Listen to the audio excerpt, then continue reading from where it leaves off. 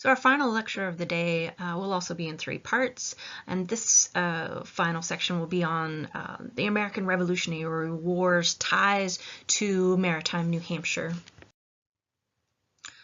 So again, before we get into the actual lecture, just some things to think about. What do you already know about the American Revolutionary War, and why study this era, and who are these people, what was going on within this time frame that these people stand out? And then how does this information that's presented here, how does this add to your knowledge of what went on? And how could you find out more?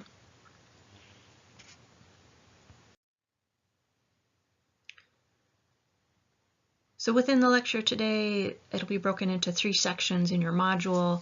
The topics we'll be looking at individually will be the Continental Navy, which was the American Revolutionary War Navy on the American side against the Royal British Navy.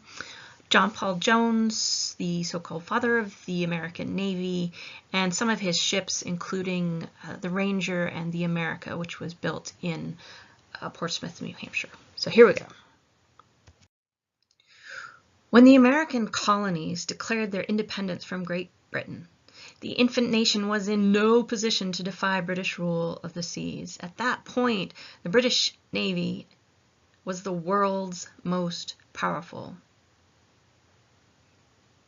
So instead, in the colony, states individually outfitted vessels of war instead of as an entire nation. And the initial fleet really consisted of merchant ships that had been converted because of the lack of funding, the lack of crew, the lack of resources. So the exclusively built warships would have been much later in the conflict. So the vessels that successfully then made it out to sea often rarely met with success. But because of the support of the French Navy and them coming into the battles to again be in the fight against their nemesis, Great Britain, this is more of what contributed to the overall outcome of the war. So when they first started, the Continental Navy, and then throughout the entire battles of the Revolutionary War, they used less than 100 ships. So really this all sprung from the General Assembly in Rhode Island in June of 1775. They met and they passed a resolution that created a navy for their colony. So the first orders were assigned to Captain Abraham Whipple to command a sloop called the Katy. And from there they made a formal movement for the creation of a continental navy. And it was, in particular, it was this area in the Narragansett Bay where Newport, Rhode Island is located, because these merchants had the most harassment from the British Navy, which England said was due to them smuggling, but of course it probably was at that point. So with this call for a continental navy in Congress, it was then debated over an 11-day period, deliberating on this question. And it wasn't just a matter of them immediately coming around and being, yes, we need a navy. It was very hotly contested. One of the congressmen declared that these plans would be the maddest idea in the world to start a navy, and that it would bankrupt the continent. Another said that the plan was the most wild and visionary, mad project that had ever been imagined.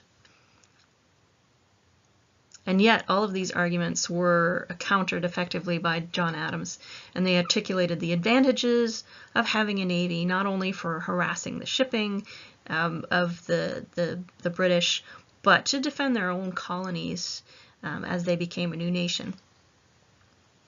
So with the passage of this resolution to begin the Continental Navy, the first 2 ships were merchant ships that they purchased to be converted into warships, and these were the Andrea Doria and the Cabot. And then soon after that, of course, they had to pass a resolution calling for battalions of Marines to be raised for service with the fleet. Of course, in their first major sea battle, it wasn't exactly successful.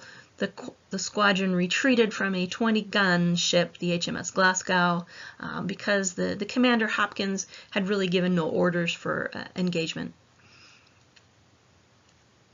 And so the fleet retreated, helter-skelter, one captain calling it, Nicholas Biddle saying it was them flying here and there.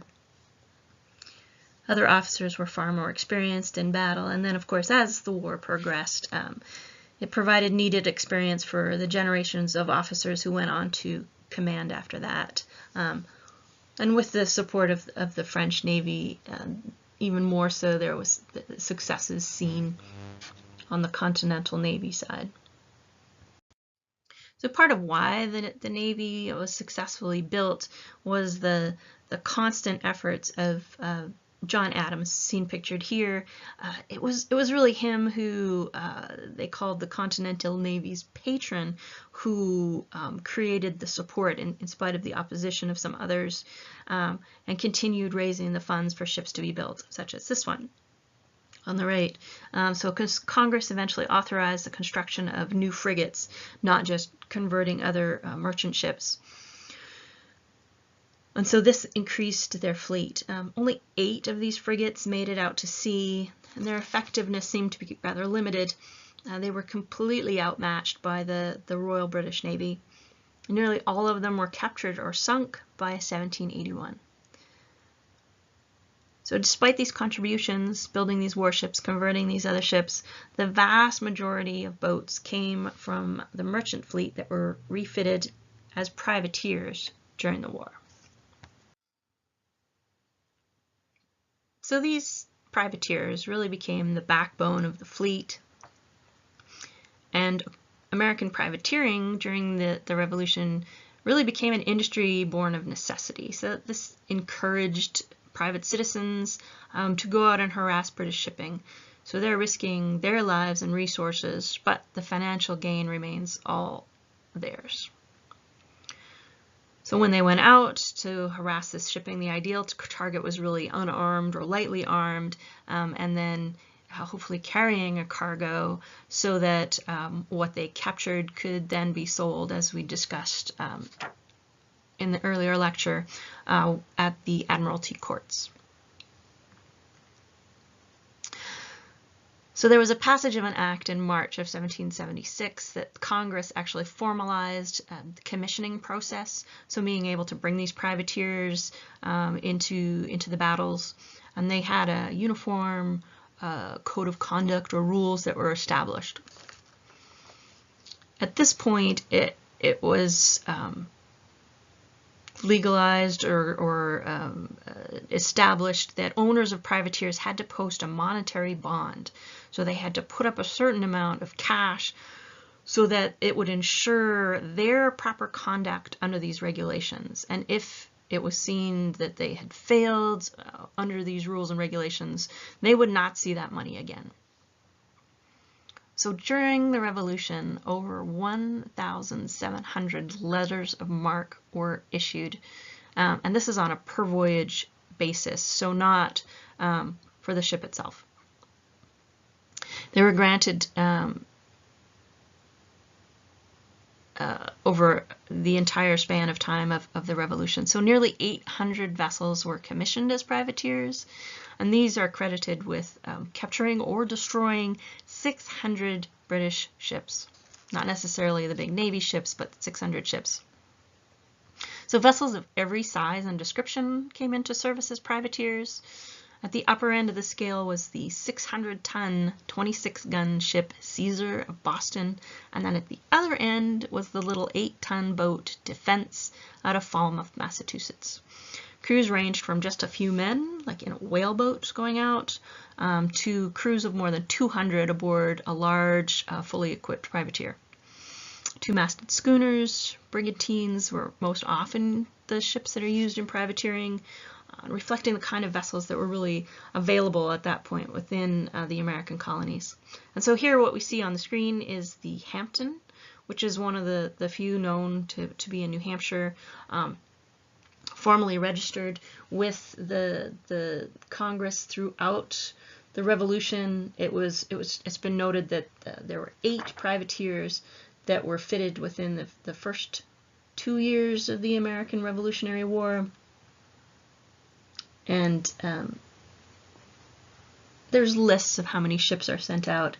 And New Hampshire's on the low end of that just because of the size of the population and their one port being at Portsmouth. They didn't have quite as much resources to pull on.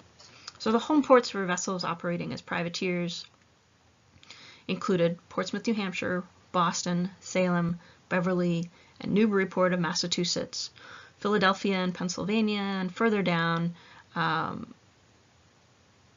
Baltimore in Maryland, New London, New Haven, Norwich, Wethersfield, Connecticut, Providence, Rhode Island, and Richmond, Virginia.